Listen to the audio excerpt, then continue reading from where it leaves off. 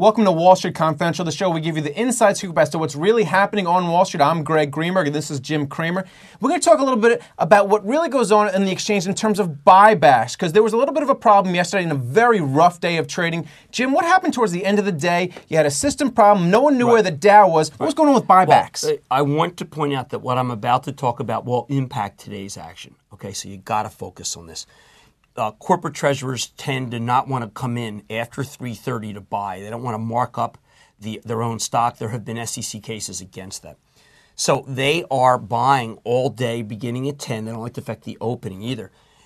And they try to buy all through the day. At 3 o'clock, we had the glitch that caused the stocks to go down a lot. We didn't know where the stocks were. The treasurers did not have not have a moment to find out where the stock was, so they couldn't come in with orders. By the time the smoke cleared, it was too close to the close, so they couldn't come in with orders. Now, what does that have to do with today?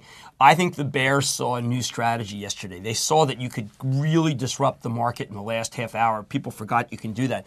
I would be, if I bought the market so far, be cognizant, no more buying here. No more buying until 3:30 when the corporate buying is done.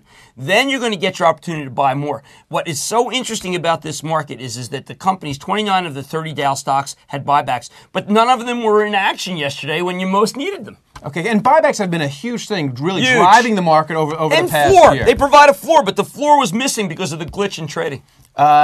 Does this have anything to do with the switch to electronic trading? Because people were saying they could not find John Payne yesterday. Yes, because here's what happens. He honestly, the people were saying that he wasn't around, and it was one of those times. He's going to be at a Pru call tomorrow, so I doubt that he was really hiding. Why'd you go on a Pru call? People would say back in the day that Grasso was everywhere. He would have been like a Rudy on that. All right, well, Grasso had no technology, and the New York Stock Exchange was going the way of a bowling alley if it weren't for Thane, so let's be a little more realistic. Okay.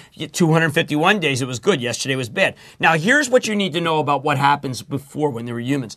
You get that stoppage of trading, and then the specialist would call the Proctor or the Exxon treasurer and say, hey, guys. Here's where it is. This is where it is, and the Exxon guy would come in and say 71 bid for 200,000, and that would be the bottom. We didn't have that because the specialist doesn't call Exxon. Exxon doesn't put in the order, and the stock is in free fall, and there's no breakage. There's no stopping the thing until you hit down 10%. So the change without humans meant that you couldn't have order imbalances, which then didn't get the treasurers to have a chance to buy. Okay, so once again, the game has changed, and what's the strategy one more time? If you buy companies that have dividends, that's the other backdrop. Now, a lot of companies don't want to pay dividends because it's not good tax advantage. And a lot of accounts, particularly hedge funds, want to have capital gains, not dividends.